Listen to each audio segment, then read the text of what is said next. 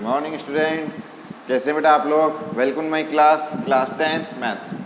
और प्रीवियस के लेक्चर में हमने जो क्वेश्चन डिस्कस किया था वो था एक्सरसाइज 11 का सिमिलरिटी का क्वेश्चन नंबर 11.3 का 7 तक। वहाँ तक आपके हमने internal bisector, BPT theorem, basic proportionality theorem को डिस्कस कर लिया था। अब हम क्वेश्चन नंबर 8 से स्टार्ट करेंगे। आज आपको ध्यान से देखना है, समझना है, कोई भी डाउट आए तो मुझे बताना है मेरे व्हाट्सएप नंबर पर, ठीक है। तो देखिए, if angle CBE equal to angle CAD given है, CBE equal to angle CAD, ये हमें गिवन है और हमें बताना है कि जो ट्रायंगल बन रहा है, ट्रायंगल बना लेते हैं, फिगर में देख लेते हैं कौन सा ट्रायंगल बन रहा है। देखिएगा ध्यान से,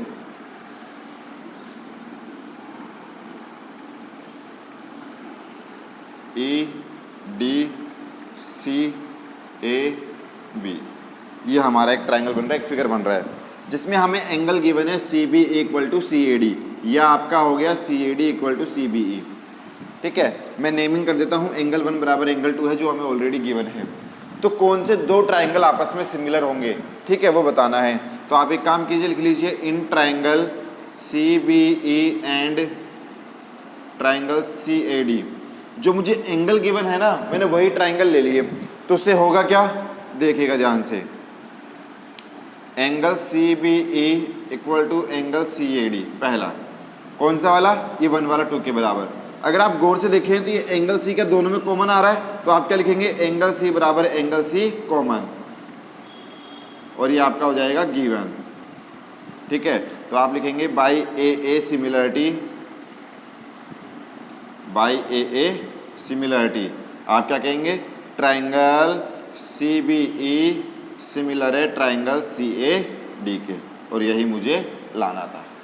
तो मुझे एक ट्रायंगल का पेयर आपस में सिमिलर लेके आना था फ्रॉम दिस गिवन कंडीशन। ये कंडीशन गिवन थी कि एक एंगल बराबर है, दूसरा हमने देख लिया कॉमन है, तो दोनों ट्रायंगल क्या हो गए, सिमिलर हो गए AA सिमिलरिटी से, ठीक है। आ गई बात समझ में, लिख लीजिए इसे जल्दी से, done.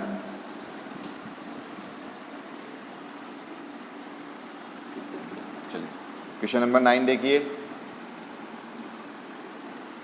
In the given figure, पहले फिगर बना लो अगर फिगर गिवन है तो, ठीक है। क्या है, PQRSO, और क्या गिवन है, PQ parallel RS, PQ parallel RS, और प्रूफ करना है, टू प्रूव, क्या प्रूव करना है मेरे बच्चे, ट्रायंगल POQ सिमिलर है ट्रायंगल SOR के। चलिए बहुत गहराई से, बहुत ध्यान से देखना है, लिख लीजिए प्रूफ। आप ये देखिए क्या पैरेलल गिवन है, PQ पैरेलल, ये PQ पैरेलल है RS के। अगर ये दोनों पैरेलल हैं और ये ट्रांसवर्सल लाइन है, तो एंगल 1 बराबर होगा एंगल 2 के, और एंगल 3 बराबर होगा एंगल 4 के। होगा नहीं होगा, तो आप लिखेंगे in triangle POQ and triangle SOR, क्या लिखेंगे, एंगल 1 बराबर एंगल 2, एंगल 3 बराबर एंगल 4, रीजन लिख देना alternate interior angle, alternate interior angle. Reason क्योंकि PQ पैरेलल है RS के, ये रीजन है कि भैया PQ पैरेलल है RS के, इसलिए अल्टरनेट इंटीरियर एंगल आपस में क्या हो गए, इक्वल हो गए।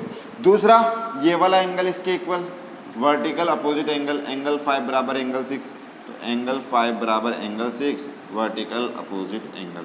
तो आप क्या लिखेंगे, by AA similarity, by AA similarity triangle POQ similar है ट्रायंगल SOR, ठीक है। आ गई बात समझ में। तो ट्रायंगल POQ सिमिलर आ गया ट्रायंगल SOR के। हमने आगे से नहीं कहा, क्वेश्चन में हमने एक पैरेलल कंडीशन गिवन थी, तो 1 वाला 2 के बराबर, 3 वाला 4 के बराबर और 5 वाला 6 के बराबर वर्टिकल अपोजिट एंगल। तो बाई AA सिमिलरिटी से, by AA angle angle angle similarity से हमने क्या कह दिया, दोनों ट्रायंगल क्या है हमारे, सिमिलर है, ठीक है। तो आराम से लिख लीजिए समझ समझ कर इसे।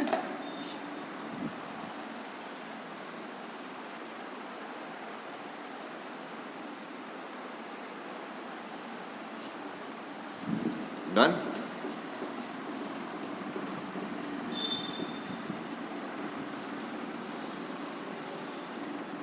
देखिए क्वेश्चन नंबर 10, क्वेश्चन नंबर 10 कराने से पहले मैं कुछ डिस्कस करना चाहूँगा। जल्दी ही आपके समेटिव असाइनमेंट ऐसे 1 होने वाले हैं, मे बी आफ्टर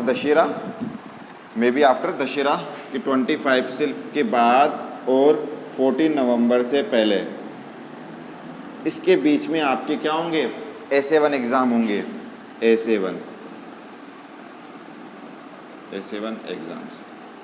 तो सिलेबस, अगर 10th के मैथ के सिलेबस की बात करें तो आपके रनिंग में भी कौन सा चैप्टर चल रहा है बेटा, 11 रनिंग में है। उससे पहले हमने 9 किया, हमने बहुत से चैप्टर कर लिए। तो अगर अप्रोक्सीमेशन की बात आए कि सिलेबस क्या होगा, क्या सिलेबस दिया जाएगा, तो आप मान के चलिए कि सिलेबस में अगर इंक्लूडेशन होगा तो आपके पूरे 19 में से मेरी पूरी कोशिश रहेगी कि मैं 10 चैप्टर दूँ ही दूँ। कितने चैप्टर, 10। अगर हम बात करें पुरानी सिंह की जामडोली ब्रांच की तो सिर्फ एक 10 चैप्टर रिमेनिंग है, एक 12 रिमेनिंग है, एक 13 और एक 14, ये चैप्टर रिमेनिंग है, अदरवाइज कंप्लीट कोर्स हो गया है। ठीक है, लेकिन फिर भी हम पूरा सिलेबस ना देके कोशिश करेंगे कम से कम दिया जाए, जिससे आप अच्छे से प्रैक्टिस कर सको। आ गई बात समझे बेटा? तो ध्यान से देखना है, आपको समझना है। क्वेश्चन नंबर 10 में क्या बोल रहा है, a girl of height 90 centimetre is walking away from the base of a long bulb put pole at a speed of 1.2 metre per second. मान लीजिए ये एक पोल है, यहाँ पर बल्ब लगा हुआ है, उसकी हाइट है 3.6 मीटर। किसकी? वो जो पोल है, उस पोल की हाइट। अब यहाँ पर एक लड़की है ना, लड़की की हाइट कितनी है बेटा? लड़की की हाइट है 90 centimetre, convert in metre 0.9 metre. Am I right? अब लड़की क्या कर रही है, दूर जा रही है पोल से दूर जा रही है, तो जाने की जो स्पीड है, रेट, स्पीड लिख लीजिए, स्पीड है, स्पीड आपकी हो जाएगी कितनी है, 1.2 metre per second, 1.2 metre per second. ठीक है, अब आप कहेंगे आगे, देखिए क्या है, आगे लिखा हुआ है, एक girl of height 90 centimetre is walking away from the base of the long bulb put pole at a speed of 1.2 metre per second. If bulb is put at the height of 3.6 metre above the ground, find the length of the her shadow after 4 minute. उस 4 minute को 4 second कर लेना बेटा। यहाँ पर time given है कि 4 second, time लग रहा है 4 सेकेंड, यहाँ से जानते हो। तो आपका देखिए कुछ ऐसे बनेगा डायग्राम। ठीक है, ये लड़की स्टैंड खड़ी है ऐसे, तो आप अगर गौर से देखें, समझें, A B C D E, ठीक है, तो मतलब ये शेडो, इस शेडो की लंबाई निकालनी। तो सबसे पहले एक काम कीजिए, क्या काम करेंगे आप, आपको देखने पे लगेगा कि ये क्वेश्चन तो हमारे 8 चैप्टर जैसा है। 8 चैप्टर कौन सा, हाइट एंड डिस्टेंस जैसा, लेकिन वैसा वाला नहीं है। आप क्या करेंगे मेरे बच्चे, ध्यान से देखेंगे, समझेंगे क्वेश्चन को। वो ऐसे कह रहा है कि आपका एक पोल है, ठीक है, और उस पोल से आपकी जो गर्ल है वो अवे जा रही है, दूर जा रही है, तो मतलब आप देखेंगे कि वो कितनी डिस्टेंस, कितनी रेट से जा रही है, 1.2 मीटर पर सेकंड से, और कितना टाइम ले रही है, 4 सेकंड ले रही है। अगर मैं डिस्टेंस निकालूँ यहाँ पर, तो स्पीड बराबर डिस्टेंस अपॉन टाइम। तो हम जब डिस्टेंस निकालेंगे तो स्पीड इनटू टाइम, स्पीड आपकी कितनी आ गई बेटा, 1.2, और टाइम कितना आ गया, 4, तो ये आ गया 4.8 मीटर। ये आपकी क्या आ गई, डिस्टेंस आ गई। तो यहाँ से यहाँ तक की आपकी डिस्टेंस आ गई बेटा 4.8 मीटर। यहाँ से यहाँ तक कितनी है, x, तो ये टोटल कितनी डिस्टेंस हो जाएगी मेरे बेटा, 4.8 प्लस x मीटर। ठीक है, अब आप पहले सिमिलर प्रूफ कीजिए, हमें x फाइंड आउट करना है, तो कैसे करेंगे, in triangle ACE and triangle BCD। आप देखेंगे यहाँ भी 90 और यहाँ भी ये कितना बन रहा है, 90, तो एंगल A बराबर एंगल B, रीजन लिख देना 90। दूसरा C, दोनों में क्या है, कॉमन है, एंगल C बराबर C कॉमन। तो आप कहेंगे बाई AA सिमिलरिटी से ट्राइंगल आपका ACE सिमिलर है ट्राइंगल BCD के। जब सिमिलर हो गए दोनों ट्राइंगल, तो आप क्या कहेंगे, बाय CPST, सिमिलर ट्राइंगल की कोरस्पॉन्डिंग साइड्स का रेशियो कौन सी, AC अपॉन